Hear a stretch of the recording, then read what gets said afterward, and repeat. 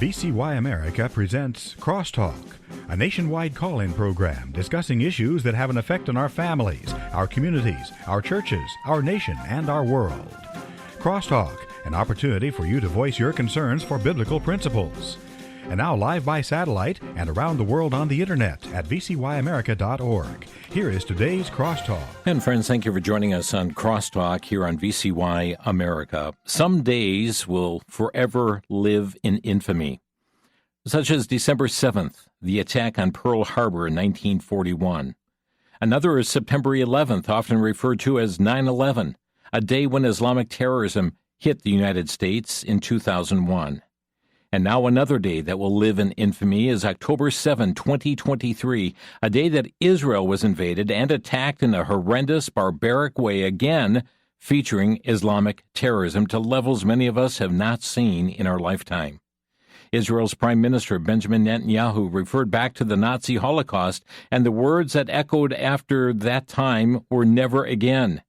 After October 7th, the Prime Minister said, "Never again is now." And yet many media sources in many nations of the world and many politicians in the U.S. have flipped their narrative, blaming Israel for genocide. Oh, really? Joining us today as we remember October 7th, we welcome Dr. Richard Schmidt, pastor of Union Grove Baptist Church, founder of Prophecy Focus Ministries, speaker on the weekly TV program Prophecy Focus and the radio broadcast Prophecy Unfolding. He spent some 32 years in law enforcement until his retirement, in which he was acting sheriff of Milwaukee County. He's authored several books: Are You Going to a Better Place?, Daniel's Gap, Paul's Mystery, Tribulation to Triumph, the Olivet Discourse, Globalism, the Great World Consumption and Artificial Intelligence, Transhumanism, and the De-Evolution of Democracy. Pastor Schmidt, thank you for joining us here on Crosstalk. Well, thanks so much for having me. If you would, despite the legacy media, despite the United Nations and their rulings, a growing list of nations, we must not forget what happened on October 7th, 2023, as our strongest ally in the Middle East, the nation of Israel, a tiny country about the size of the state of New Jersey, was attacked by the Islamic terrorist group Hamas. If you would, Pastor, take us back to that day. Well, again, this is a day that sometimes it seems is often forgotten already, even though it's just 2 years old and very fresh in our minds. What we need to do with all the rhetoric that we've been hearing on the media is go back to why are we so concerned about what took place? Well, on October 7th of 2023, we had a massive breach of security in Israel, whereby Hamas broke through the southern gates of Israel. They butchered several people that were the guards there. They tore down all their surveillance equipment, and then they managed to break through the fences of the southern border of Israel, came in and began to mutilate, butcher, rape, and do unthinkable things to women, children, and, of course, the men.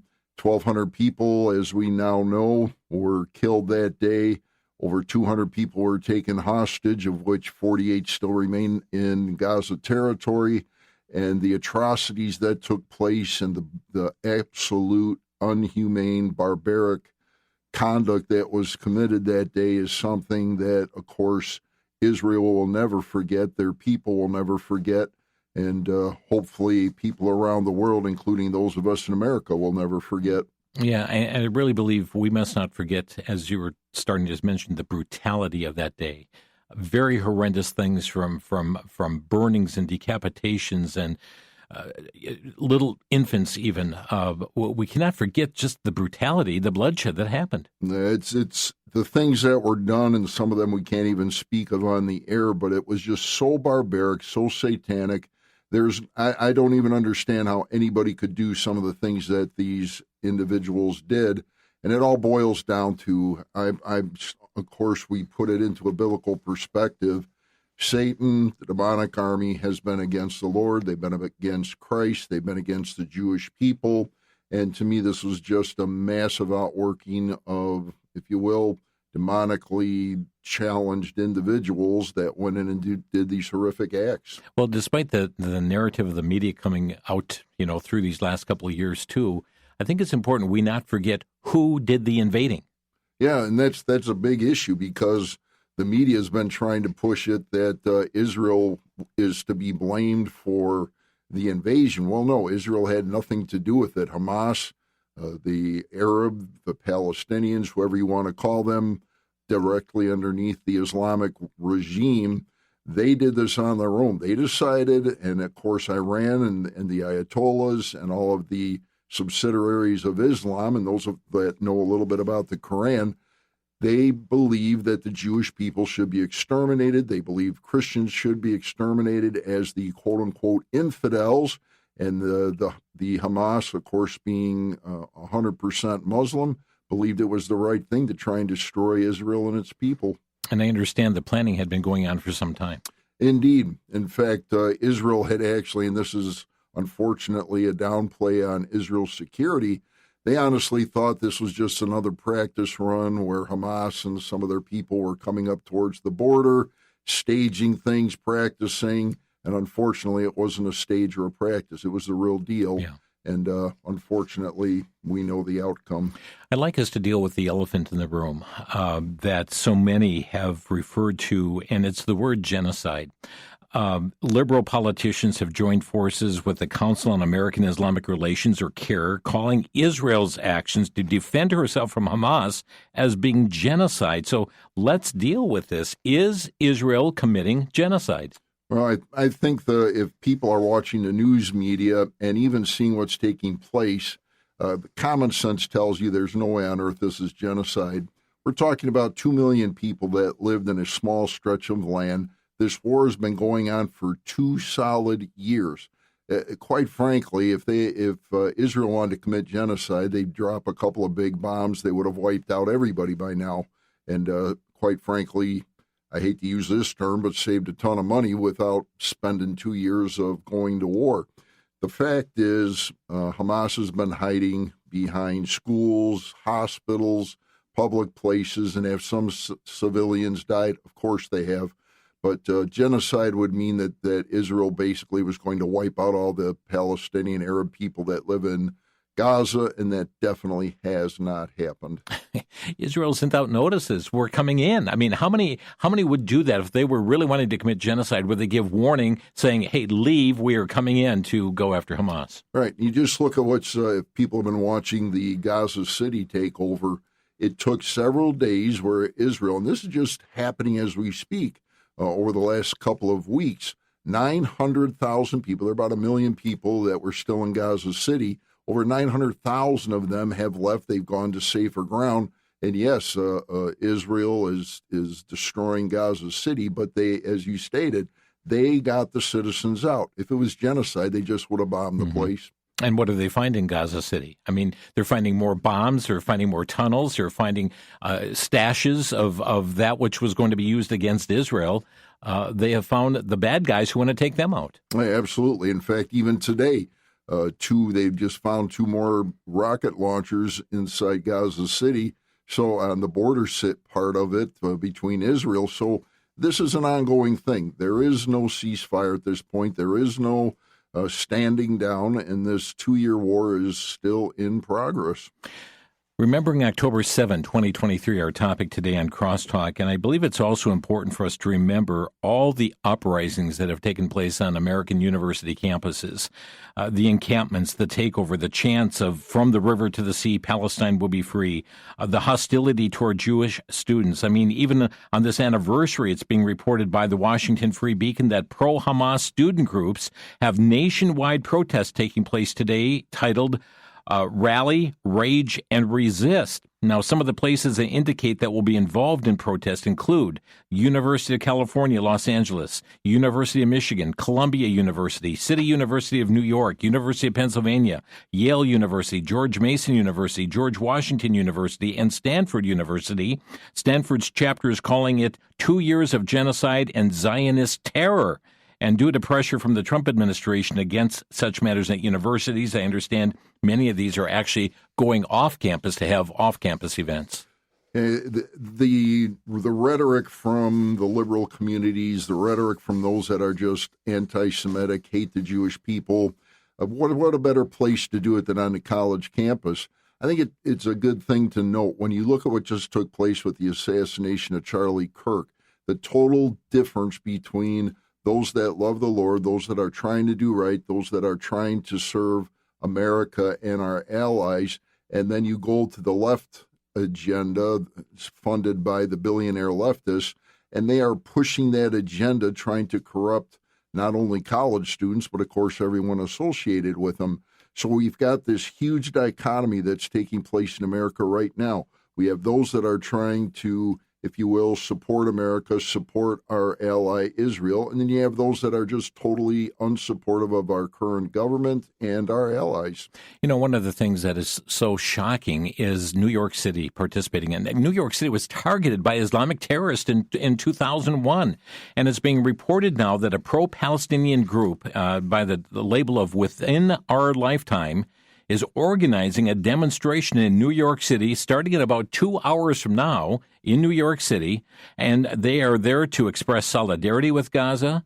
And I wondered, Pastor, do they understand that Hamas killed some near 1,200 people? Do they understand that they took 251 hostages? Congressman Randy Fine posted on this, and this is what he posted. He said, Muslims in New York planning to celebrate the death of 1,200 people on October 7th. Demons in our midst, religion of peace?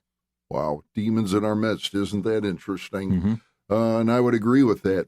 What we're seeing is, and you look at these liberal places, if you will, like New York, and just take a look at the tremendous hatred of God's people, the hatred of the Jewish people.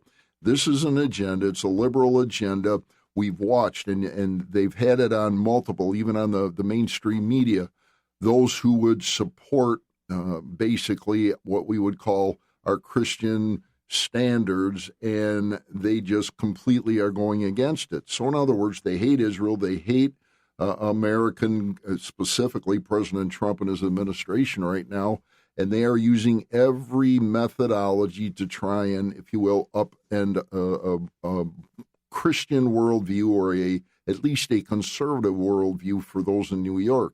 And they're being very successful at it. New York is, quite frankly, unless there's a major change like happened with President Trump taking over America at this point, New York is lost. And speaking of New York, I find it interesting. Zoran Mandani is promising to arrest Benjamin Netanyahu, and he refuses to condemn the words of globalize the intifada. He will not condemn that. No, and in fact, when he was asked about Hamas, he refused to be negative about Hamas. He wouldn't even state the name Hamas. What did he do? He just got his rhetoric going against the Israeli people, against the Jewish people, and how they're basically, they got what they deserved on October 7th. Well, again, that is such a horrible statement to make. And for whatever reason, and I can't explain it outside of a demonic presence, how in the world can anyone in any state, in any right state of mind, believe that killing 1,200 innocent people and butchering them, torturing them, as you stated, beheaded them, raping them, how can anyone think that's appropriate? Friends, we're going to take a quick break, and in our next segment, we've got several things, but we will be talking about this proposed peace plan as well. Multi-point peace plan and other information. Friends, we're remembering October 7, 2023 today on Crosstalk.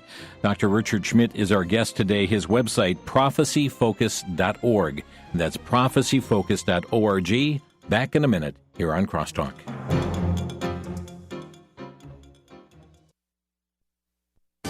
Back to Genesis with Dr. John Morris, author and seminar speaker with the Institute for Creation Research. Dr. Morris, since in the Garden of Eden people were eating plants and certainly insects died there, can we say that there was no death before sin? Chris, creationists insist on the biblical doctrine that the wages of sin is death, and that Adam's rebellion brought death into a once very good creation which had no death.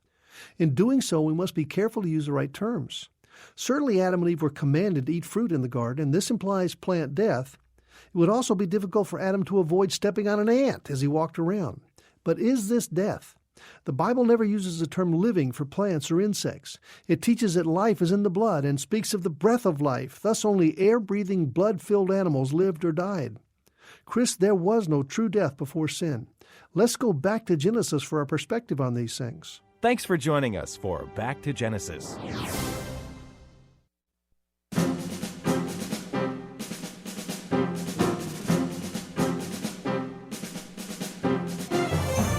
You're listening to Crosstalk on VCY America. Our topic today, remembering October 7, 2023. Dr. Richard Schmidt, our guest today.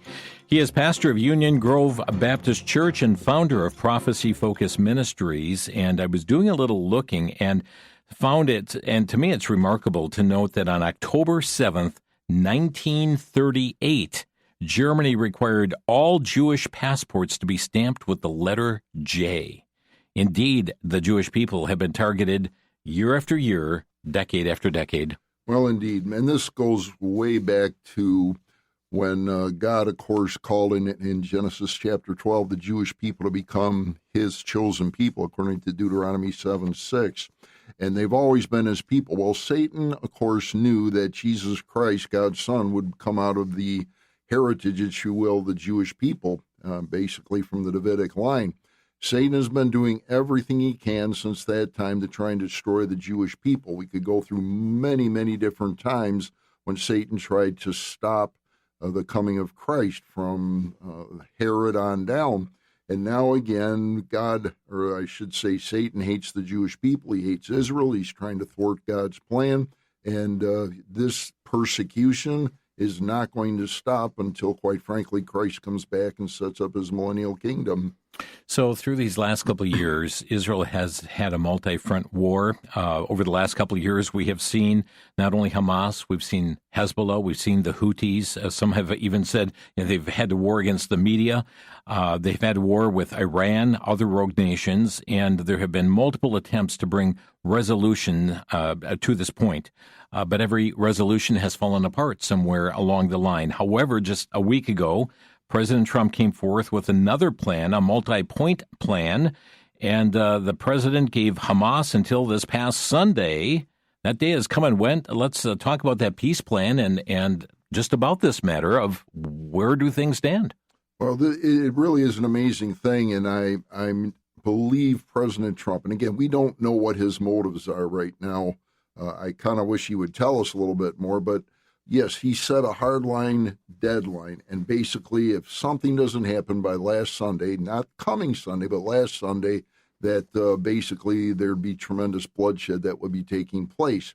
Now all of a sudden he is standing back and still apparently has some hope that this peace plan will take place. So, I mean, he was talking about in his peace plan the de-radicalization and making Gaza a terror-free zone, to redevelop it, to make it basically a place where tourists would come and economy would be increased, and all these wonderful things that would happen if indeed a peace plan happened. But we're not there. Basically he made it very clear that if in a 72-hour period after this Sunday was called, that the hostages, the 48 hostages, would all be returned. That is, those that are being kept in Gaza. As has been stated, I heard on multiple programs on VCY recently, 250 life sentence prisoners would be released out of Israel, 1,700 Gazans would be returned, and all these things, all these plans. But wait a second, nothing has happened. The ceasefire definitely has not happened. I watched reports today. Missiles still being fired. So we still have these issues, and we are not getting to this peace plan that President Trump outlined. Matter of fact, the Times of Israel reported that Hamas's de facto leader in Gaza has indicated to mediators that he rejects this proposal for ending the war. And yet we hear from the president that there's optimism that Hamas is seeming to want to come to the table now and discuss certain points of this plan. Supposedly talks beginning in Egypt yesterday to take place, and yet there is no agreement to this 21-point plan. Yeah, so, I mean, we're kind of stuck in a quarterback the day after the event chair right now. And it's like, okay, what is the strategy? What is our government trying to do along with the other Middle East nations, and specifically Qatar and Egypt, that have been trying to get these peace agreements going? And quite frankly, we don't know what's really going on. Mm-hmm. So we're speculating, we're guessing. It's like, why did our president make such a strong statement and now everything's been backpedaled? Well, again, we don't know the answer to that. It doesn't look good on its face as to why all of a sudden we're pulling back. Why all of a sudden is Qatar becoming a major, if you will, ally of ours? Yes, we do have military base there. Yes, we do have some interest there. But everything right now seems a little bit topsy-turvy on how it's turning out. I'd like to just go back over these 2 years and hear a statement from Israel's Prime Minister Benjamin Netanyahu. Until recently, many believed that the promise of progress in the 21st century would enable us to move beyond the barbaric horrors of the past towards a better and brilliant future. Many believed that we could go about our comfortable lives and that evil will simply pass us by. It will not. The horrors that Hamas perpetrated on October 7th remind us that we will not realize the promise of a better future unless we, the civilized world, are willing to fight the barbarians. Because the barbarians are willing to fight us. And their goal is clear. Shatter that promising future. Destroy all that we cherish. And usher in a world of fear and darkness. Ladies and gentlemen, this is a turning point for leaders and nations. It is time for all of us to decide if we are willing to fight for a future of hope and promise, or surrender to tyranny and terror. Now rest assured, Israel will fight. Since October 7th, Israel has been at war. Israel did not start this war. Israel did not want this war. But Israel will win this war. That's the determination he has had throughout these last 2 years. Yeah, absolutely. And quite frankly, I don't know how anyone can see that that is not the only option. Hamas has been bombing, sending missiles, all different types of things into Israel for multiple years. In 2006, as a reminder, is when Hamas took over. If you will, the people voted in Hamas in Gaza as the leadership, and they've been there ever since. And this has been what the people want. This has been the terror that they've wanted. And ever since this time, Gaza, again, since 2006, when Hamas took over, they've been shooting their armaments into Israel. Israel has basically been putting up with it, and they finally put their foot down on October 7th and said enough's enough. That many years, 19 years of being threatened by Gaza, and finally in October 7th of 2023, when the horrific incident happened, then the Israeli government said, all right, we can't play games anymore. We've got to protect our people. We've got to protect our borders. And now we've got to go to war. Hamas is demanding the release of hundreds of terrorists. Will we not just see the same thing happen over and over again? Well, again, and that's exactly what we've seen over the last 2 years. They released some hostages from Gaza. Israel sends back over 1,000 of their terrorists. And quite frankly, if Hamas would have been eliminated, we wouldn't be in the state we're in now. But if these terrorists keep going right back into the country, they keep rebuilding their terrorist organization, then they're going to keep fighting. Obviously, there has to come an end to this back and forth, or it will never stop. It was reported this past Sunday, Prime Minister Netanyahu reportedly said that Israel will not implement any other point of the Gaza ceasefire plan presented by President Trump until Hamas releases all remaining captives in Gaza. Yeah, and certainly that is the major point here. And when President Trump put out a map, he literally has a map of where Israel would retreat to, where they would stand down until those hostages are released.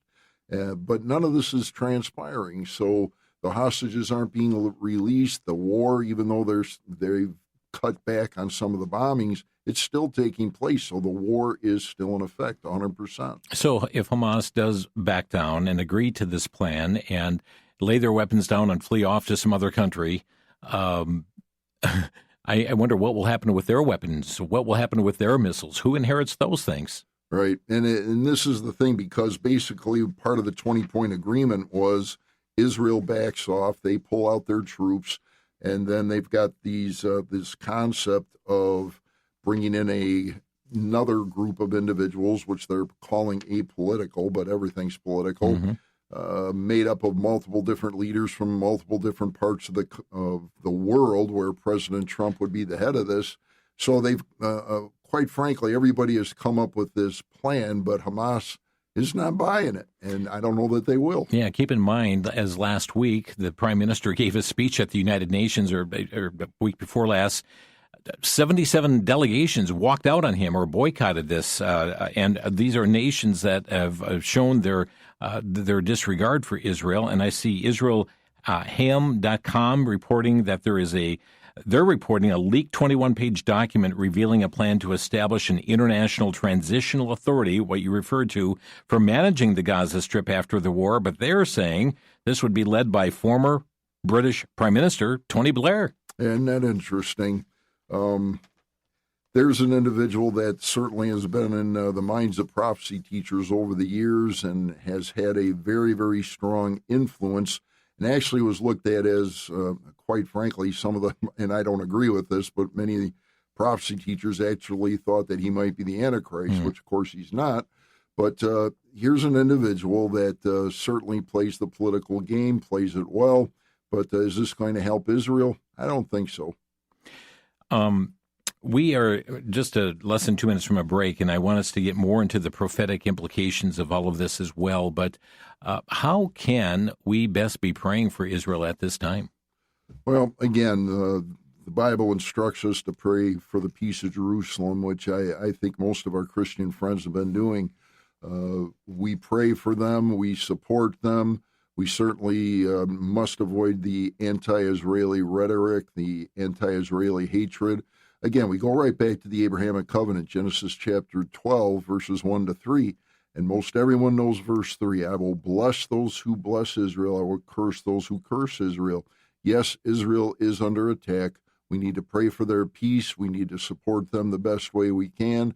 We need to fight the anti-Semitism. And as God's people, as Christians, that's what God has called us to do.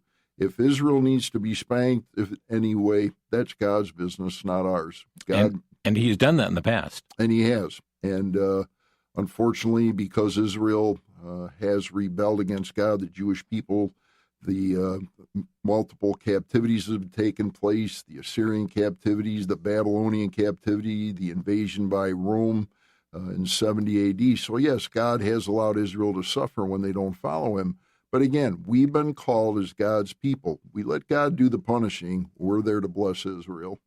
Dr. Richard Schmidt with us here today on Crosstalk. And friends, after the break in our next segment, we'll look more into the aspect of Bible prophecy. And is peace attainable? Will a peace agreement bring once and for all complete eternal peace to this region? We've heard President Trump use that term, eternal peace. Is that possible? Will such an agreement bring this about? And where is all of this headed? Dr. Richard Schmidt with us today from Prophecy Focus Ministries, his website, prophecyfocus.org. Back in a minute here on Crosstalk.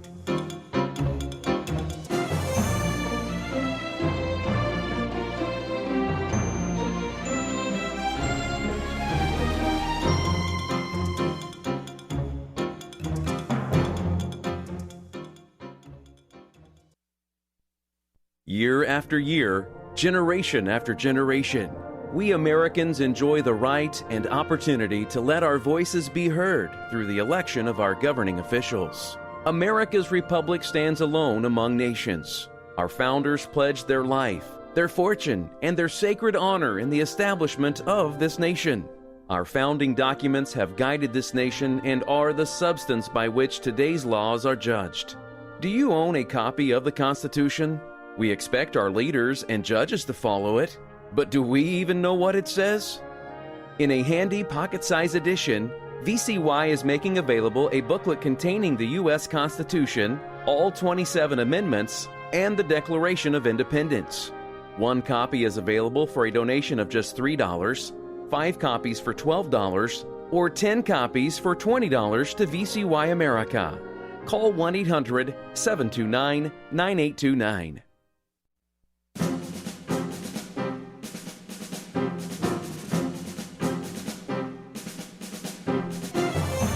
This is Crosstalk on VCY America. Today we are remembering October 7th, 2023, when Islamic terrorism was forced upon Israel.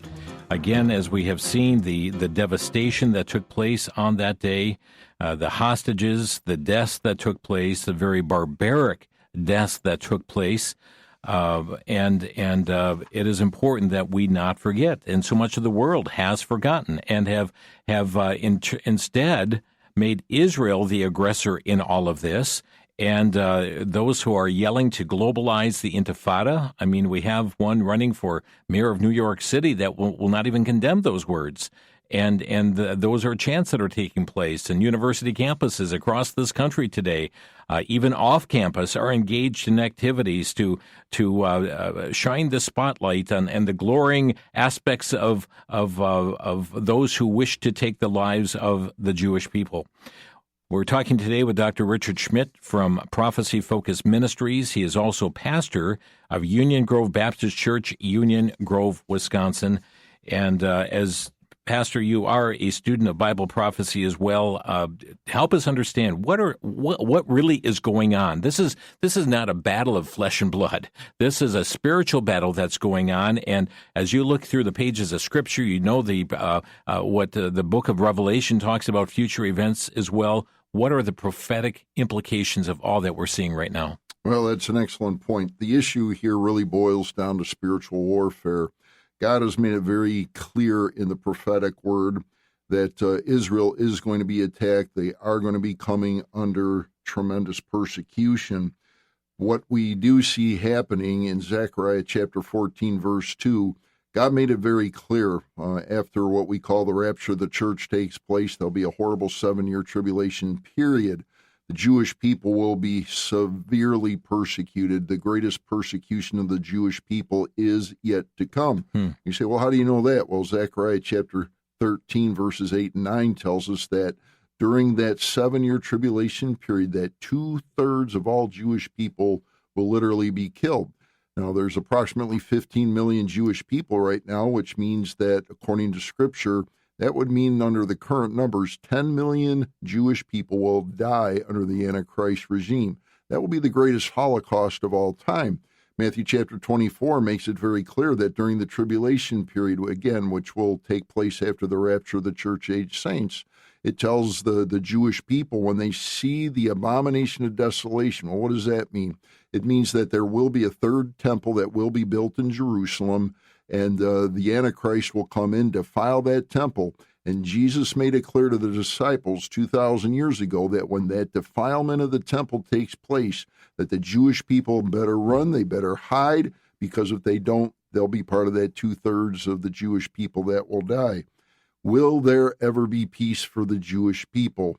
Well, when we look at Daniel chapter 9, verse 27, quite frankly, at the beginning of that 7-year tribulation period, it will start with a peace treaty with the Jews. So there will be a time of peace, but it will be a pseudo-peace.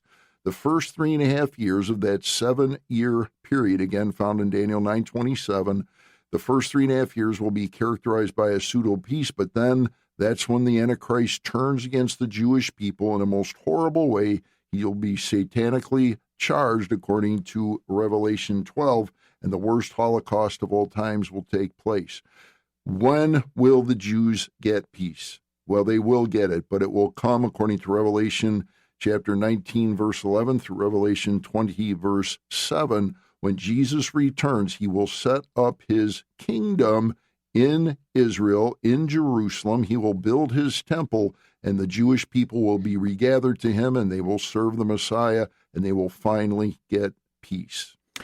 Dr. Richard Schmidt with us here, friends. I'm opening our phone lines today. If you have a question or a brief comment you would like to give today, our phone number, 800-733-9829. That's 800-733-9829. You talked about the great destruction that will come during this time of 7-year tribulation. It's going to start out being so promising, so peaceful. We finally have peace, and everyone's going to be joyful, but there is going to be a turning of the tables that takes place.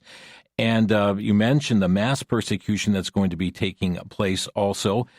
will there be a time when unbelieving Jews will come to that point of recognizing indeed Jesus Christ is the Messiah? There are witnesses that are set forth, are there not? Yeah, absolutely. So one of the other things the Bible tells us in Revelation 7 and 11 and 14, Revelation 7 and 14 talk about 144,000 young male Jewish virgin evangelists, 12,000 from every Jewish tribe, that immediately after the rapture takes place and the tribulation begins with that peace treaty with the Antichrist, these 144,000 evangelists, all Jewish, every 12,000 from every tribe. The Bible spells it out again in Revelation 7 and 14.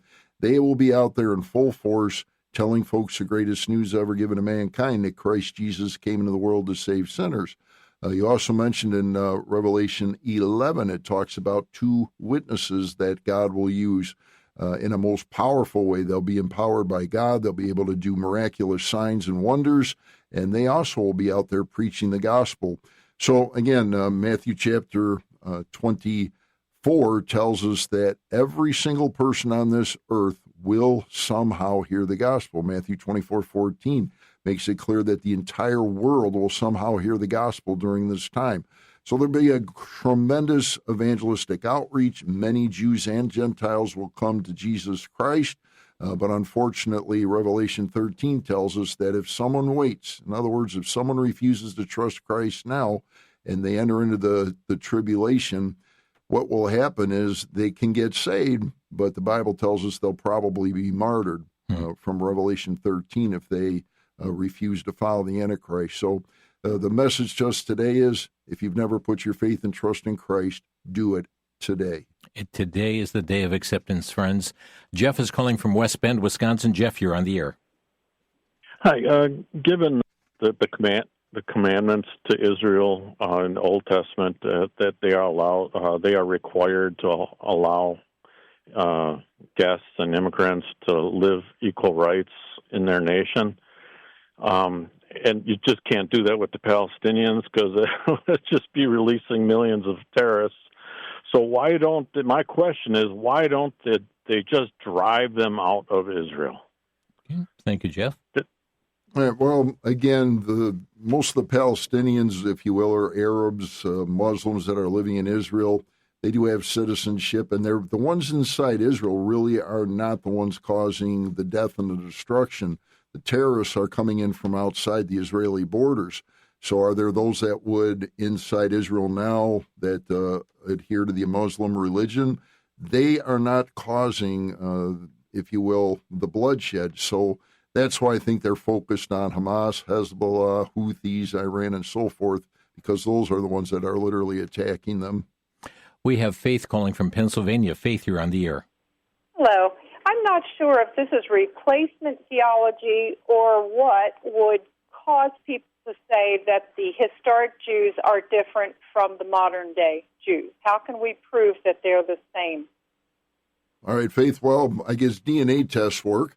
And quite frankly, in Israel, they actually have an extremely large DNA bank, and they can actually tell from which of the 12 tribes that their descendants come from.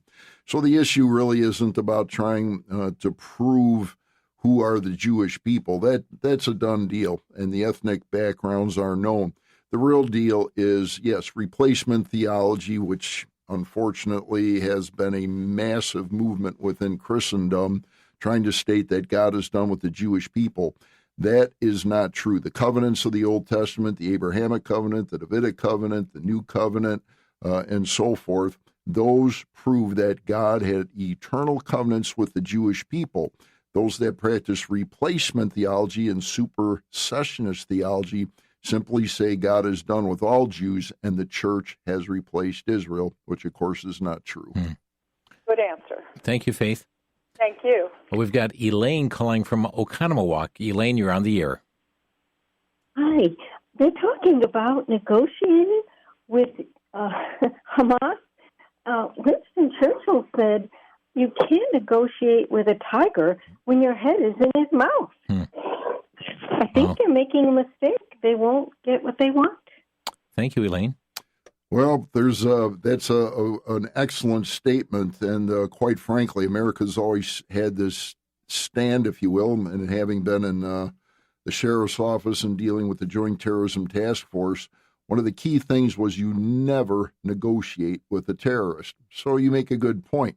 The issue is, unfortunately, the military strength has not been working, the war has not ended, and they're trying to come up with a negotiation whereby they can stop the war.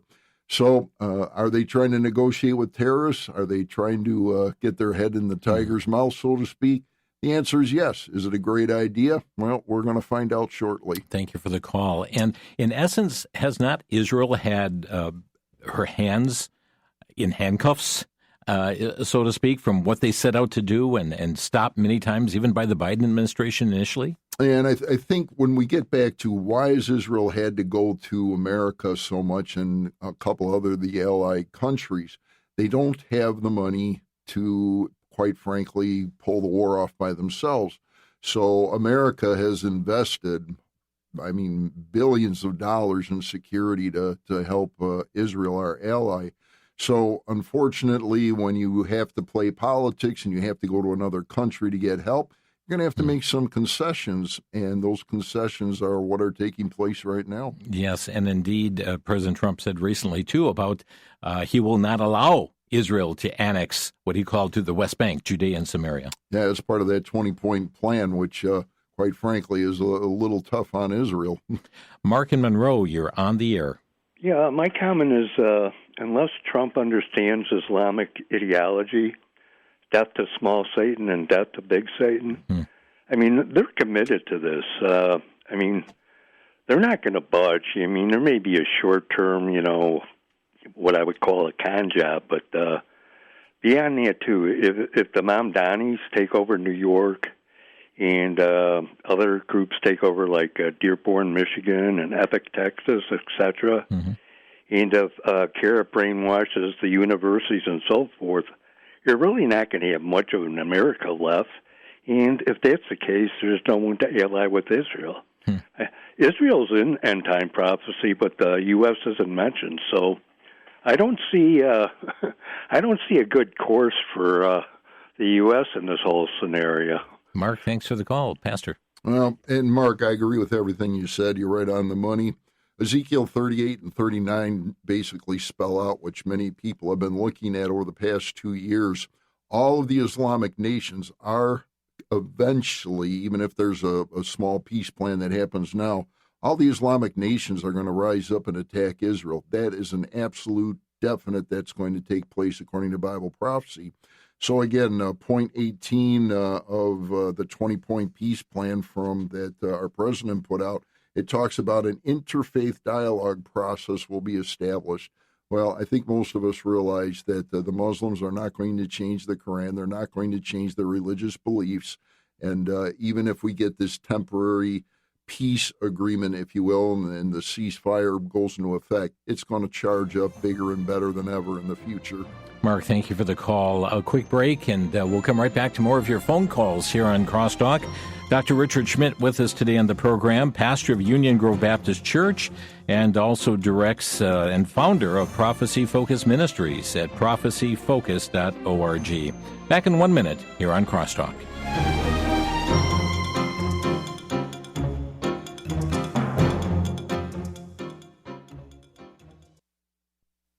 For the Worldview Report, I'm Brandon House. Our website's worldviewtube.com. Would you like some good news? There's so much going on in the world that we don't often have the opportunity to tell you too much good news. But here is some. Recently, I had Mark Mitchell, the lead pollster at Rasmussen, at our National Worldview Weekend. Guess what, folks? 18 to 29-year-olds, they're looking for spiritual answers after the murder of Charlie Kirk. They're buying Bibles. They're returning to church. They're searching out Christian radio. Did you know that our numbers for our network spiked after the murder of Charlie Kirk, and they're still as high as they were? We've gained a whole new audience. Many of them are young people. So here's my challenge to you with the good news. Take what's common to the culture, turn it into a pulpit. Use this opportunity now, like never before, to talk particularly to 18 to 29-year-olds that are ready and wanting to hear the truth from someone. Share the gospel with them.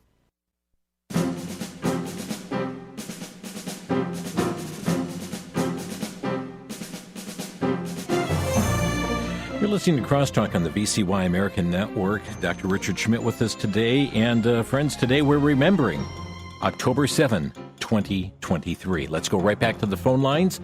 Dave is calling from Phoenix, Arizona. Dave, you're on the air. Yes, I just wanted to make a comment about the way things are, and after October 7th, 2 years ago.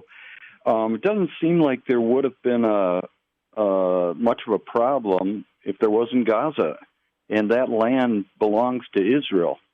So I don't know why they're making another agreement with them to keep the people there. It's almost like they got to get them out of there. Otherwise, there's not going to be peace in Israel. The two-state solution doesn't work. Okay. Thank you, Dave. That's all I had. Okay. Thank you. Well, Dave, again, if everything was perfect, you'd be 100% on the money. Unfortunately, when we look at the history, 1948 to 1967, Egypt controlled Gaza. 1967 to 1994, Israel did indeed control Gaza.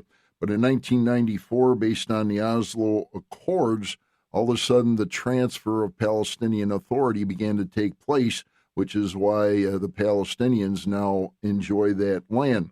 In 2005, Israel totally disengaged. In 2006 now, Hamas took over. So you're absolutely right, Dave, that if that land would have never been turned over, if you will, to the Palestinians, this issue wouldn't take place. So will that change someday? Well, definitely during the millennium it will, but until then, we don't think so. Isn't Mahmoud Abbas of the Palestinian Authority in league with the very goals and ideals of Hamas? Well, absolutely. And that's actually been coming out. And again, Mahmoud Abbas, he'll play both sides of the political spectrum, but the bottom line is he is 100% in supporting anything that pushes the Islamic agenda.